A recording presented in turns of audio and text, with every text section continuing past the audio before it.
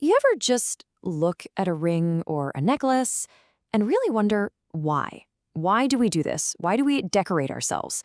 It feels like such a modern thing, right? But the story behind it, wow, it's actually one of the oldest human stories we have. So let's dive right in, because we're about to uncover a message that's been buried for, get this, over 100,000 years. And really, that's the core question, isn't it? When did we make that leap, from simply surviving to signaling? At some point, our ancestors weren't just making tools to hunt or to build. They started making things that sent a message. Things that basically screamed, hey, this is who I am, this is my crew. And that changed everything. Okay, so just so we're all on the same page here, we're talking about what's called personal adornment. Now, this isn't just about archaeologists finding pretty rocks. No way. They're on the hunt for objects that people intentionally picked up, changed in some way, and then wore to say something about themselves. Think of it like the very first status update. These are the earliest breadcrumbs leading us to symbolic thought. All right, so our investigation kicks off with our own species, Homo sapiens. And for the longest time, the story was pretty simple. We were the only ones who did this sort of thing. We were the inventors of style, of symbolism, and the clues, man, they're ancient, and they're found all over the place. I mean, just look at these dates. We're talking about 142,000 years ago in Morocco. That is mind-bogglingly old. And what this tells us is that this wasn't some one-off invention, like a lucky accident. Nope. This was a deep, fundamental behavior that was popping up in different groups of early modern humans, all across Africa and the Middle East. Okay, let's zoom in on one of these sites, kind of like we're investigating a crime scene. We're going to Kaf's cave in what is now Israel. And the crucial evidence here, a bunch of shells, they weren't just found lying around. They were found with people, right where they lived and died, next to their fireplaces and in their graves. But there's one tiny detail here, one clue, that makes this whole discovery go from interesting to absolutely incredible. 40 kilometers. Just let that sink in. That's about 25 miles.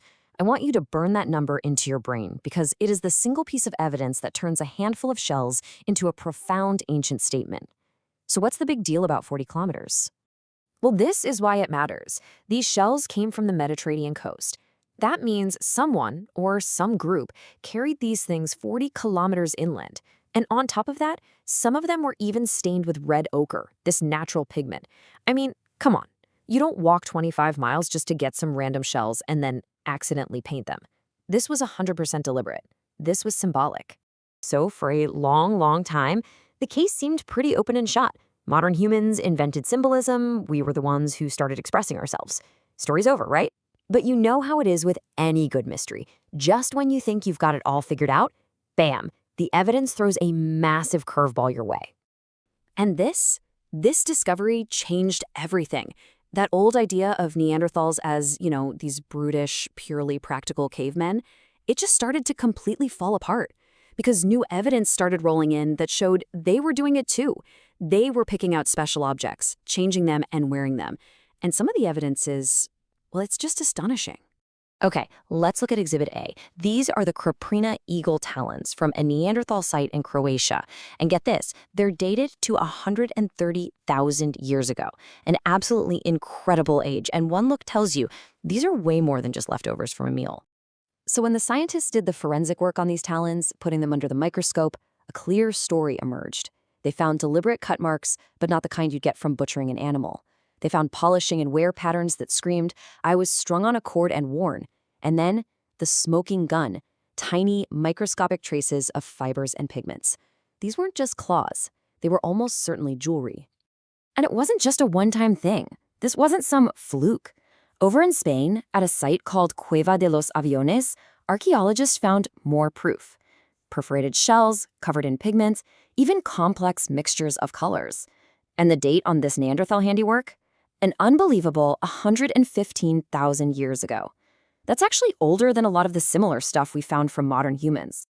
All right, so you might be thinking, okay, this is cool, but how do they know for sure? I mean, how can you look at a tiny shell and say with any confidence what happened to it 100,000 years ago? Well, it's a great question, and it turns out archaeology has its own version of a high-tech crime lab. It's basically a step-by-step checklist of deduction. First, you have to show that a person actually changed the object, drilled a hole, scraped it, whatever. Then, and this is super important, you have to prove that nature didn't do it. It wasn't a rock tumbling in a stream or an animal gnawing on it. After that, you get out the microscopes to look for wear and tear from being worn. You search for tiny bits of pigment or string. And only after all that, and after you've securely dated it, can you say, yep, this was a bead. And really, this technique called use-wear analysis is the superhero of this story. It's like forensic science for super, super tiny objects. By looking at these microscopic patterns of scratches and polish around a hole, scientists can literally tell if a string was rubbing against it over and over again. It lets them read the entire life story of an ornament from clues you can't even see. Okay, so we've looked at the first clues from modern humans. We've seen the incredible plot twist with the Neanderthals. And we've peeked inside the prehistoric crime lab. So, what's the verdict? What does all of this actually tell us about our ancient ancestors? And maybe even about ourselves? The verdict, when you look at all the evidence, is pretty clear. Decorating ourselves wasn't just a fluke. It wasn't one brilliant idea that someone had one time.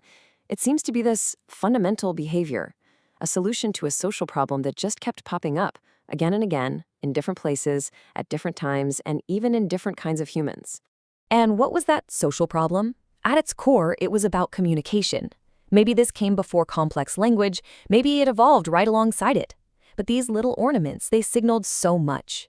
They could tell a stranger what group you belonged to, what your status was. They were a sign that you were connected to a larger community.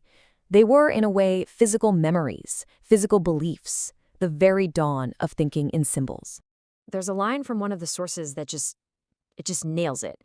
It says that these things tell us that humans aren't just tool makers, we're also meaning makers. And that's it, right there. Of course, we shape the world to survive, but we also shape it to create meaning, to connect with each other. We've always been meaning makers. And that's the through line, right? The connection from them to us. A decorated body, doesn't matter if it's with a 140,000-year-old shell or a brand new watch, it's always been a kind of social interface. It's a way you broadcast who you are, what you're about, and who you belong with, without ever saying a single word. So the next time you put on a ring or a special necklace, or even just your favorite t-shirt, just for a second, think about that incredibly deep history. You're taking part in a tradition that stretches back to the very dawn of our story, a tradition of sending messages without a sound. It kind of makes you wonder, doesn't it? What messages are you sending today?